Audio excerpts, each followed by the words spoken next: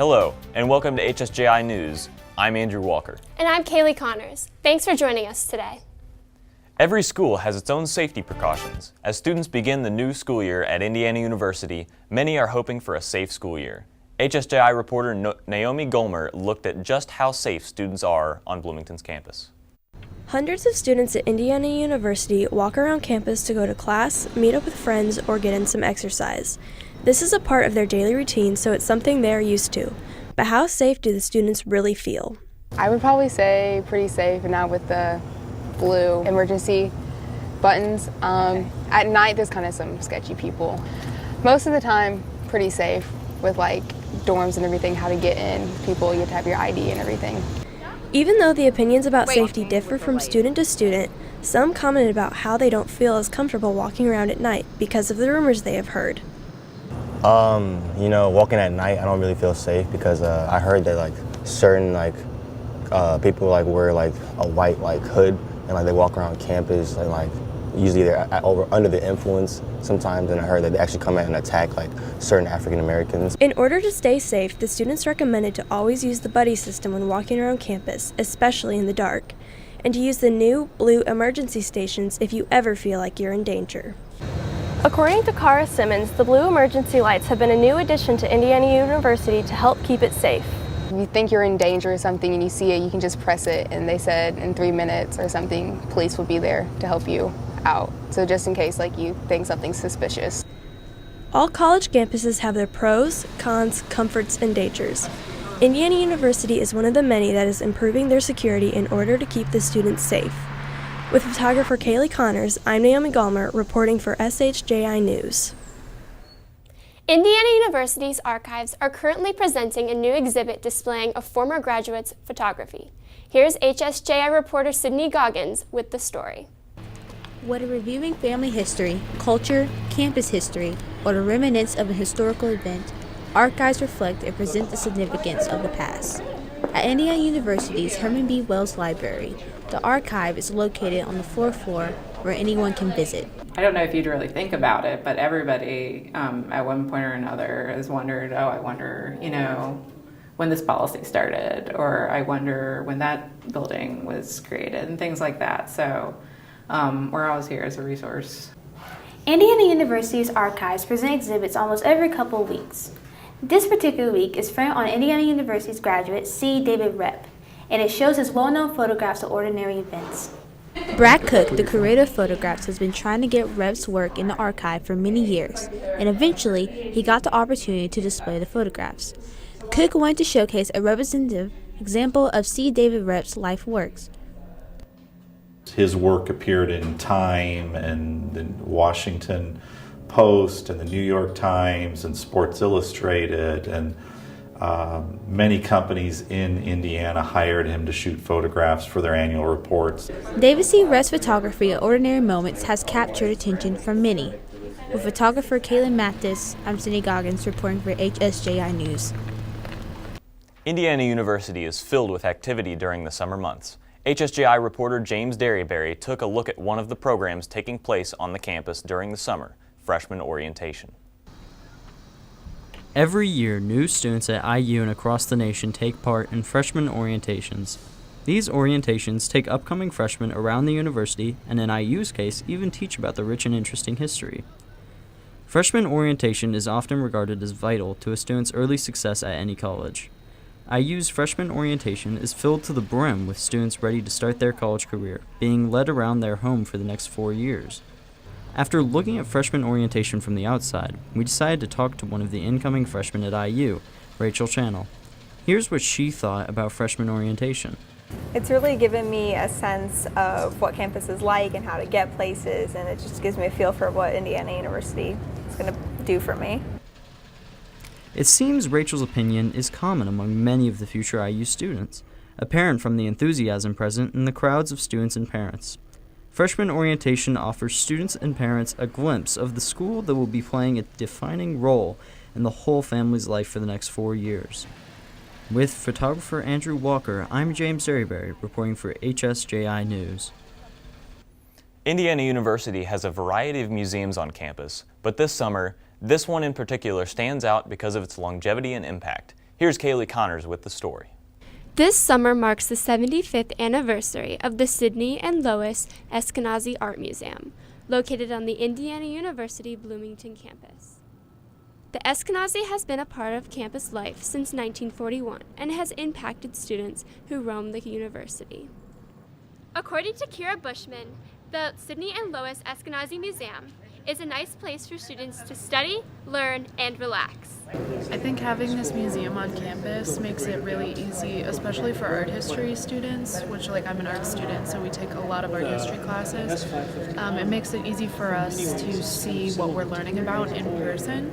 It's such an interesting space. And so not only the collection, but the space just has this feeling of calm. So I come here to study all the time, not just to look at the paintings and everything. Another student, Hannah Gregory, feels that the art pieces in the Eskenazi aren't the only unique features this historic building has to offer. I think the angles at which the building was made at makes the actual architecture of the building really interesting, because if you look, there's no right angles in the actual architecture of it, so it's really interesting. With such a long history, there were many ideas behind a museum this big, smack dab in the middle of IU's campus. Officials comment that President Herman Wells had been the visionary behind the arts located on campus, because he believed to be a great university, you must have the characteristics of a great city. With photographer Naomi Gallmer, I'm Kaylee Connors with HSJI News. Classical music is somewhat considered to be a dying art, but as Andrew Walker tells us, it is essential to everyday health. Our hall is alive with music, hosting many professional and student ensembles, but this performance was unlike any other. All of the performers have known each other since they were teenagers. Musicians can develop quite a strong bond after playing together for so many years, and this quartet is no exception. Music affects us in a lot of ways, but the great thing is, it affects you and I differently every time, said principal violinist and quartet leader Sarah Kapustin. As a testament to the emotion music, especially classical music, can pull out of its listeners, the entire crowd gave standing ovations after every performance. Kapustin went on to comment about the importance of one's health in society. I believe it's absolutely necessary to have some sort of music in your life. It's so important, she explained. In people who have played musical instruments for more than 15 years, exhibited larger physical differences in their brain associated with Alzheimer's disease than people who don't play an instrument. Musicians are also 85% less likely to develop dementia, according to an independent study. Music truly is an aspect of life that everyone should be a part of. From the benefits to health, the incredible way it makes you feel, music is here to stay.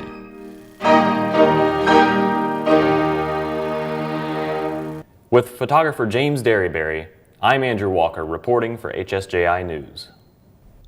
There is a lot of activity taking place at Indiana University's Franklin Hall. HSJI reporter Eli Smock is here with the story. Now we have taken steps into the new and improved Franklin Hall, where journalism and photography and gaming have combined here, and here is the lobby. The media school had just been formed in July of 2015, and I had the opportunity to come to work here after a tour in the military. During one of the final days here at Ernie Pyle Hall, where students have learned about journalism for the past 64 years. The journalism program, I think we need something bigger to showcase that, and schools were combined. The School of Journalism, Communications and Culture, and Telecommunications are all now the media school. July 21st, 2016, Ernie Pyle Hall will close its doors as the new Franklin Hall opens for more students to pursue their interests in the media field. This 64-year-old building has served as the grounds and the purpose for future journalists to come. With photographers Maggie Chan and Aria Browner, I'm Eli Smock reporting for HSJI News. Due to the low amount of jobs in the industry, the demand for jobs is quite competitive. In order to get a job, a college degree is needed. With rising tuition costs, students are paying colleges more and more in order to receive the proper education. However, these students are prepared to work in society. HSJI reporter Maggie Chan takes a look at this issue. In colleges, teachers take their time in order to prepare students for the outside world.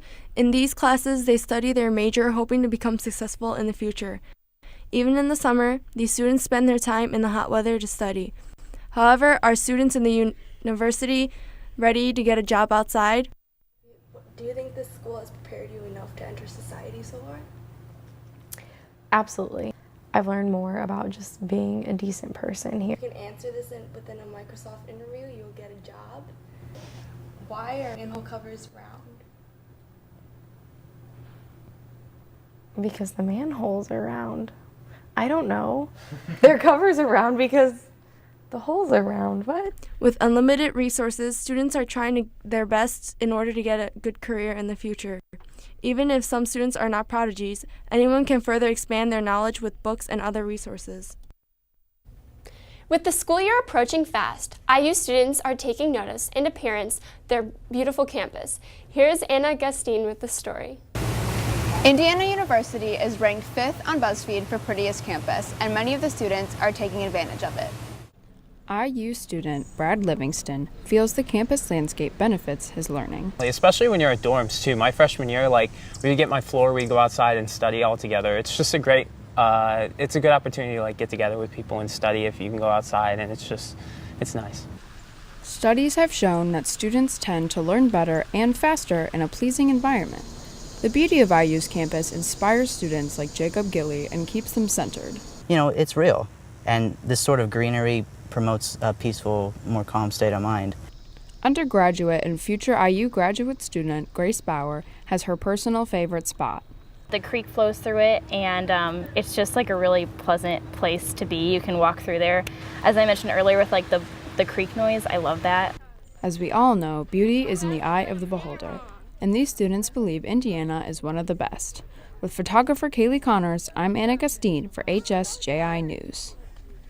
Indiana University's Sugar and Spice Cafe, located in the Student Union, has more than 50 years of experience satisfying customers with traditional recipes and beverages. Here's Caitlin Mathis with the story. With something as simple as a sugar cookie or even an iced latte, Sugar and Spice manages to leave a lasting impression on IU students and alumni. Yeah, most definitely, because we'll have customers bring in their kids, and then their kids will bring in their kids. So it's just memories, and the newbies will start liking them, and they'll say, well, I'm gonna bring my kids. Being open for more than 50 years has allowed for the faithful service of customers. Though they have to compete with neighboring cafes, they are set apart by having fresh organic pastries and actively talking with customers about food items. Because the wait for other cafes can be lengthy, customers are refreshed that they are able to consume quality products in a smaller, laid-back setting. Sometimes Starbucks coffee's okay, but the line there is really long, so it's nice to come into a kind of smaller, more laid-back place. The well-known saying, "Sugar and spice and all things nice," fits this vibrant cafe. With photographer Sydney Goggins, I am Caitlin Mathis reporting for HSJI News. That's all the time we have for HSJI News. Thanks for watching. We hope you'll join us again next summer for more stories about Indiana University's community. Bye for now.